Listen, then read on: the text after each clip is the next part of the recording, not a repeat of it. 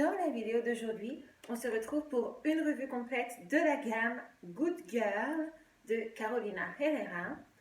Vous le savez, ils ont étoffé la gamme de manière incroyable. Il y a beaucoup de parfums et c'est un peu compliqué de s'y retrouver. On ne sait pas si ça vaut le coup de tous les acquérir ou seulement un ou deux. Donc on est un peu dans la confusion. Alors on va essayer d'y voir plus clair. Le parfum Good Girl de Carolina Herrera, il est sorti en 2016. C'est un parfum qui est très reconnaissable de par sa chaussure, son stiletto. C'est un parfum qu'on pourrait classifier fleur blanche parce qu'il contient principalement de la tubéreuse et du jasmin, mais il n'est pas que ça. Il a une multitude de notes. Il a du café, de la fève tonka, de la vanille, du cacao, etc. Donc c'est un parfum gourmand, fleur blanche, bref. Lorsqu'il est arrivé sur le marché de la parfumerie, il était assez unique parce que toutes ces notes dans un seul parfum, c'était beaucoup.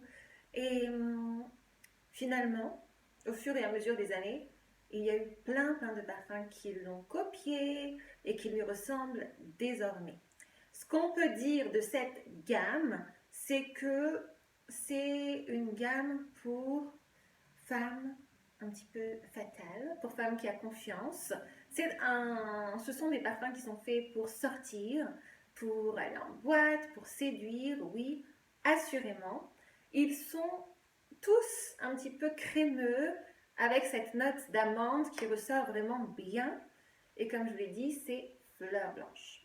Donc le premier de la gamme, si vous aimez Armani Code, Manifesto de Yves Saint Laurent, si vous aimez Dior Addict, si vous aimez Jimmy Choo, I Want Choo, ou Rolling in Love de Kilian, vous aimerez probablement Good Girl de Carolina Herrera. Le premier, il est opulent, il tient très bien, c'est un parfum vraiment, là vous en avez pour votre argent, au moins 10 heures sur ma peau, la projection est super, vous recevrez des compliments, il plaît aux hommes comme aux femmes. Selon moi, il est féminin, même s'il a une petite touche de vous voyez. D'ailleurs, peut-être n'aurais-tu pas dû l'appeler Good Girl, mais Bad Girl ou Naughty Girl. Je pense que ça aurait plus scié la fragrance que Good Girl, parce que c'est pas un parfum pour filles gentilles. Non, c'est un parfum pour femmes assurées. Donc, la première version, c'est un best-seller. Est-ce que vous devriez vous le procurer? Oui, si vous aimez les parfums que je vous ai décrits. Si vous aimez sentir bon toute la journée, sans vous préoccuper de votre parfum, et si vous aimez recevoir des compliments, vous devriez l'acheter ou à tout le moins aller le sentir. Ensuite, la deuxième version qu'ils ont sortie, Good Girl légère, c'est un petit peu la même chose, sauf que là, c'est si vous aimez la première senteur, mais que vous la trouvez trop puissante, trop riche, trop décadente, et que vous souhaiteriez la jonction de quelque chose d'un peu plus frais. Donc c'est ce qu'ils ont fait avec l'ajout de notes citronnées. Good Girl légère, c'est la même chose que Good Girl, avec des notes un petit peu acidulées fraîches. Donc si vous préférez les parfums frais, je vous conseille de vous diriger vers cette version-là, même si on a ce petit zeste de fraîcheur, ça n'a pas altéré la tenue de la fragrance. Le parfum tient toujours excellemment bien, il projette très bien, compliment assuré également. Et enfin, la troisième version dans cette gamme, il s'agit de Good Girl Suprême, mon préféré de cette liste. Pourquoi? Parce que c'est la version la plus sucrée et la plus gourmande. Si vous aimez le parfum Fantasy de Britney Spears, vous savez, le petit packaging rose bonbon, eh bien vous aimerez probablement Good Girl Suprême. Ils se ressemblent pas mal, pour être honnête. Donc, parfum sucré, amoureuse de parfum gourmand, Good Girl Suprême est fait pour vous. Le petit bémol avec celui-là, c'est que peut-être qu'il tient moins bien que ses deux prédécesseurs, mais on lui pardonne parce que si vous voulez sentir comme un petit bonbon acidulé, il vous plaira assurément. Il suffit juste d'en vaporiser un petit peu plus pour que le parfum dure davantage. Donc, ça fera l'affaire. Entre les trois, comme je vous l'ai dit, ça dépend vraiment de votre caractère, de votre humeur, de votre personnalité et de ce que vous souhaitez pour un parfum.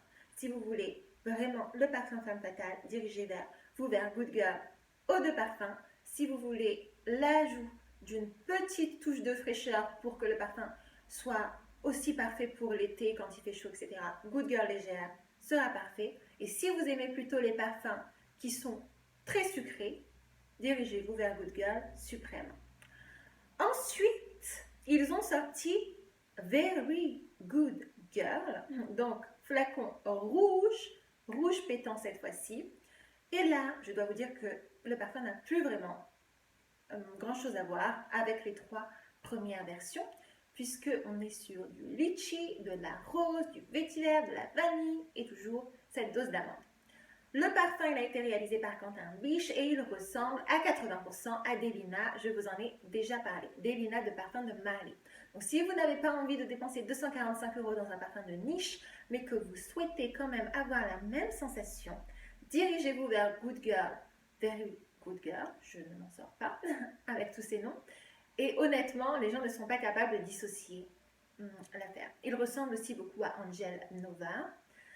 Alors, moi, je l'aime bien, mais il a un petit arrière-goût qui me dérange un petit peu, pour être tout à fait honnête. Par exemple, entre Angel Nova et Very Good Girl, je préfère Angel Nova, mais force est de constater tout de même que c'est une très belle senteur et qu'ils ont réussi à pas cloner Delina, parce que comme je vous l'ai dit, ils ne sont pas dupes à 100%, mais à faire une très bonne alternative à un prix qui est davantage raisonnable, à un prix de parfumerie. Donc, je vous le conseille si vous aimez les parfums fruités à base de rose. Il vous plaira. Ce qui est très bien avec ce parfum aussi, c'est que la projection est vraiment sublime. Presque encore plus, je crois, que les trois premiers Good Girl. La projection est vraiment waouh. On vous sent de plusieurs mètres. C'est assez impressionnant avec ce parfum. Donc, ça c'est bien. Parce que comme je vous l'avais dit, Delina n'a pas la meilleure projection, malgré son prix très élevé. Ensuite, nous avons Very Good Girl Glam qui est sorti l'année dernière, il me semble. Donc là, c'est un flanqueur de Very Good Girl, sauf qu'ils ont ajouté une note de cerise. On est toujours sur de la rose, de l'amande, de la vanille, mais avec une cerise en tête. La cerise, on ne la sent pas vraiment beaucoup, pour être honnête. Alors ce parfum, il ressemble énormément à Jimmy Choo, I Want Choo Forever. Ce sont presque des dupes, vraiment. Donc si vous l'avez déjà, ce sera redondant pour vous de vous procurer le Glam. Mais si vous ne l'avez pas et que vous aimez les parfums fruités, très très belle senteur. Pareil, bonne tenue, beau sillage, compliment, très beau parfum pour l'été ou pour le printemps, pour le soir, pour les soirées, pour les sorties. Je valide. Je l'aime vraiment bien. J'en avais fait une revue sur ma chaîne que je vous invite à aller voir si vous ne l'avez pas vue. Entre Very Good Girl et Very Good Girl Glam, mon préféré, je crois que c'est la version Glam. Mais oui, ils se ressemblent aussi. Donc, ça n'est pas la peine d'acquérir les deux. Ce sera too much. Ensuite, ils ont sorti une troisième version, un petit peu, ils l'ont déclinée, avec la version donc blush. Le packaging toujours le même, un stiletto, sauf que cette fois-ci c'est une très jolie couleur, un petit peu rose pâle, rose poudré. Et là c'est un parfum qui n'a plus grand chose à voir avec les autres. Il est beaucoup plus floral, il est plus délicat, soft et doux. Il ressemble au parfum Mont Blanc Signature, si vous le connaissez. Il ressemble aussi à un parfum oriental qui a fait du buzz ces derniers mois, qui s'appelle Yara de Latafa. Il lui ressemble beaucoup. Donc c'est un parfum floral gourmand. Si vous aimez les parfums floraux et délicats, celui-ci peut-être vous conviendra, sachant que la projection est toujours bonne, la tenue est toujours là, donc c'est vraiment à vous de voir ce qui vous plaît le plus. Et enfin, ils sont sortis cette année tout juste la dernière version qui s'appelle Good Girl Dazzling Garden. Donc là, on est sur un packaging violet à paillettes avec une petite fleur bien mignonne. Sachez que ce parfum, il n'y a que le packaging qui change. C'est les mêmes notes et la même senteur que le parfum original, donc Good Girl, sorti en 2016. Si vous l'avez déjà, pas la peine d'acheter la dernière version Dazzling Garden. C'est juste un packaging un peu fancy, un peu drôle, un peu bougie, quoi. C'est tout. Donc, à vous de choisir quel good girl êtes-vous. N'hésitez pas à me le dire en commentaire. Moi, je dirais que je suis good girl suprême. Oui, parce que j'aime les parfums sucrés. Good girl suprême, premièrement. Ensuite, good girl original. Good girl légère. Very good girl glam. Very good girl en 6. Et good girl blush en dernier. C'est le parfum que j'aime le moins, même s'il est mignon. Voilà, dans l'ordre, c'était mes préférés. N'hésitez pas à me dire, vous, quel est votre préféré? Quel est celui que vous ne préférez pas, au contraire?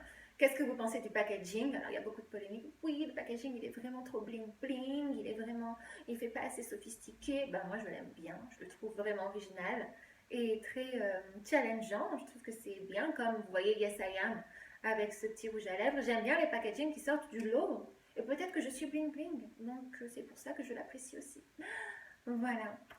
N'hésitez pas à me dire tout ça en commentaire. Si vous avez des questions, des parfums que vous voudriez que je fasse la revue, vous pouvez me le dire aussi. Je le ferai avec grand plaisir. Et en attendant une prochaine vidéo, je vous fais de gros bisous et prenez bien soin de vous. Bye!